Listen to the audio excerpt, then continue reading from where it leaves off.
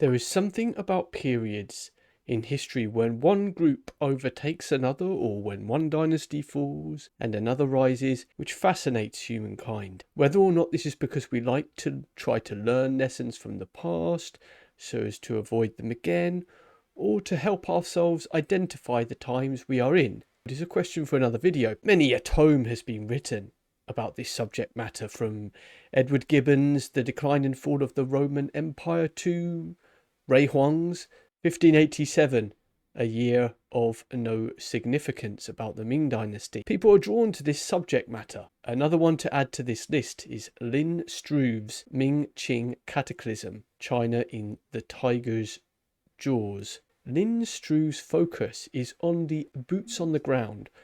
What was the experience like of the takeover for the people? Included in the book are excerpts from people who experienced this top-down takeover, from the pens of civil servants, artists, and even eunuchs. It is a time period which comes across as awful. Just an example of this. As a result of the takeover, in 1581, there is one particular region where land is all registered for use for farming.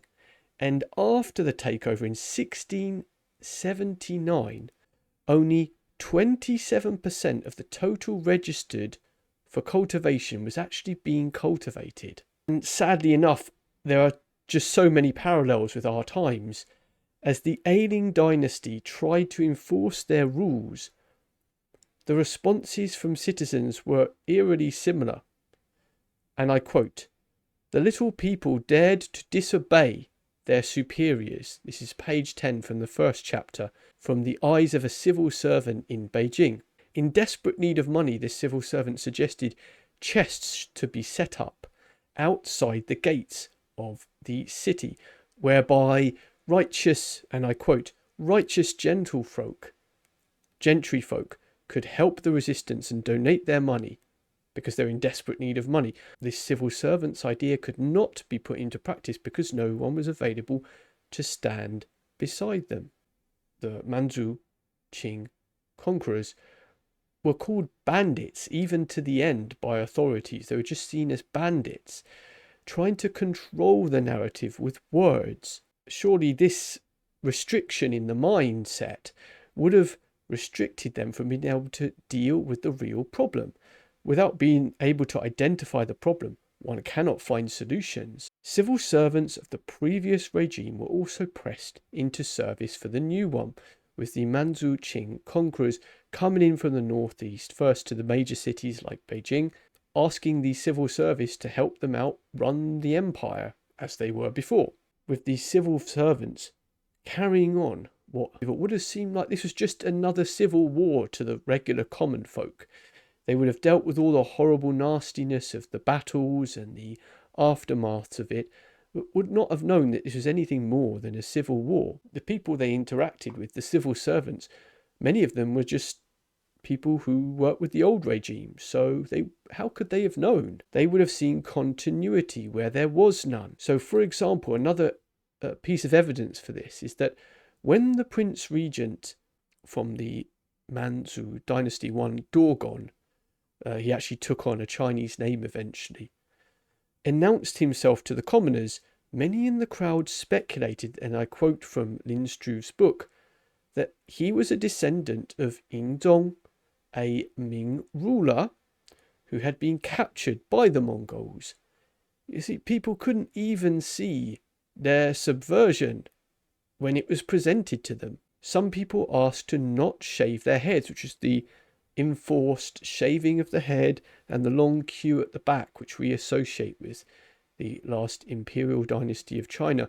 Many of the civil servants asked not to have their heads shaved off, but the regent said, and I quote, "I preserved all of your heads, and now you cling to your hair." The book is balanced to show that many Manchu-Qing commanders did actually try to restrain chaos in the sacking of cities, but Yangzhou was a city where this didn't happen, and it was awful.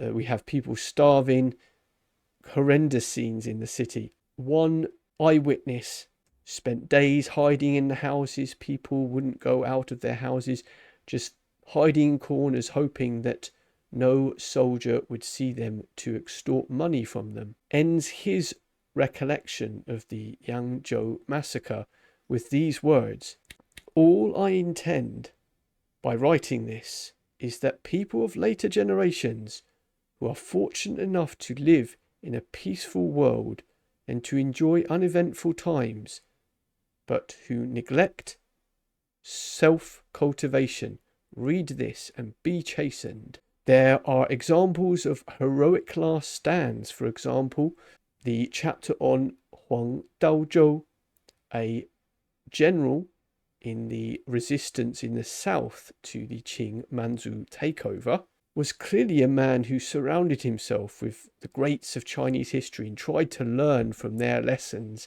in periods of similar strife. However, he was just a man born of the right talents at the wrong time, and all he could do was offer heroic resistance. Chapter 11 is a highlight from the book for me.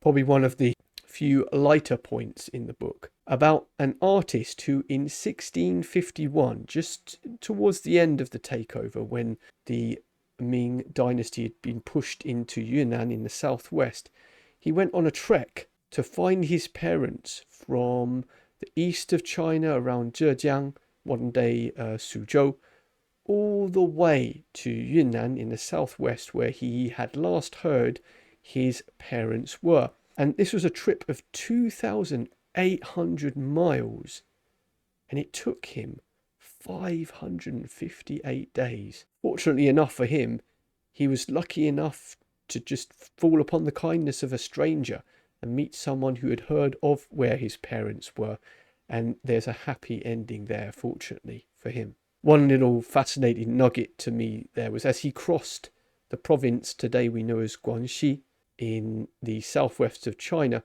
he back then, even 400 years ago, still called the hill people there the Miao and Liao tribes people, just as they do today.